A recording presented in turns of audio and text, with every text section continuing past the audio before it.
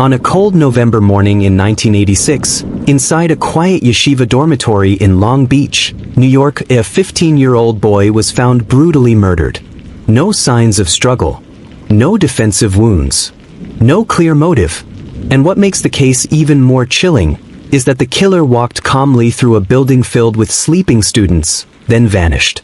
Decades later, the murder of Chaim Weiss remains one of the most disturbing unsolved school crimes in American history.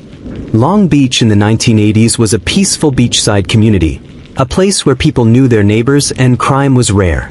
The yeshiva where Chaim studied was known for discipline, religious devotion, and structure.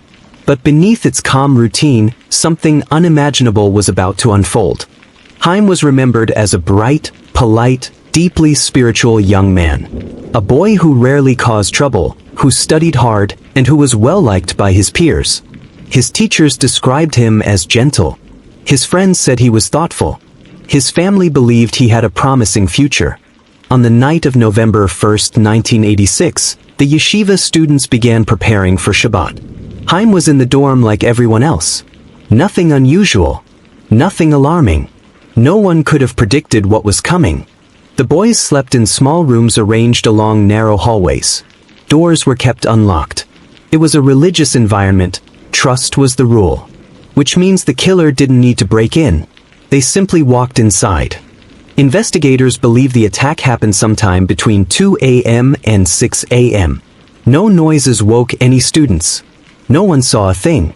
And Chaim, alone in his room, never stood a chance. Early the next morning, around 7:30 a.m., a dorm supervisor entered Chaim's room. He saw Chaim lying on the floor beside his bed, and immediately knew something was terribly wrong. Chaim had been stabbed repeatedly, his body positioned carefully, almost respectfully. The yeshiva erupted into chaos. Teachers were crying. Students stood frozen in disbelief. The idea that someone could enter a sacred space, a religious school, and kill an innocent boy shattered the community. Long Beach police arrived quickly. But from the beginning, this case was unlike anything they had seen. There was no forced entry, no defensive wounds, no fingerprints, no murder weapon. One detail baffled investigators more than anything. Someone had opened the window in Chaim's room after the murder, even though it was a cold November morning.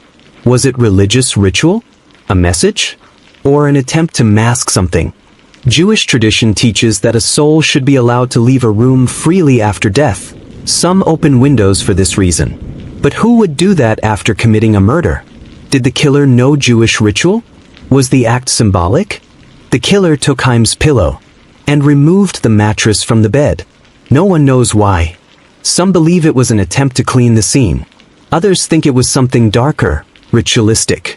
Police concluded that the killer likely knew the layout, knew where Chaim slept, and understood the routine of the school. This wasn't random. It was deliberate. The investigation was delicate. This was a deeply religious community, one that valued privacy. Detectives struggled to get cooperation. Many students were too afraid to speak.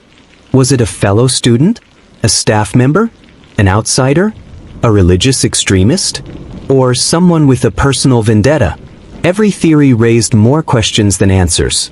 Several students recalled hearing footsteps in the halls that night, slow, calm, deliberate.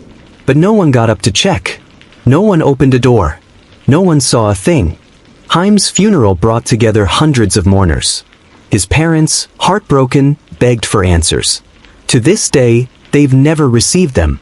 Before we continue, if you're invested in uncovering unsolved crimes and real mysteries like this, make sure you subscribe to Poise Untold Stories and turn on notifications so you never miss our next deep dive. Rumors circulated that some students knew more than they revealed. But cultural pressures, fear, and trauma kept many silent. Some believed speaking out would damage the school. Others feared retaliation. The FBI joined the investigation. Hundreds of interviews. Dozens of leads. All dead ends. No suspect was ever publicly named. Detectives believed the murderer returned to the room after killing Chaim. But to move the body? To open the window? To remove the pillow? This detail disturbs investigators even today. One theory suggests the killer walked from room to room searching for Chaim specifically. Someone who knew him. Someone with purpose.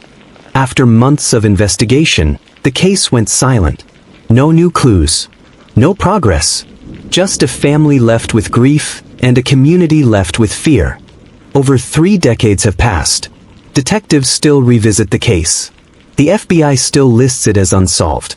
And the memory of a quiet, kind boy still lingers in Long Beach. Chaim Weiss was not forgotten. His story continues to echo through time, reminding us that even in places meant for learning, safety, and faith, darkness can enter unnoticed.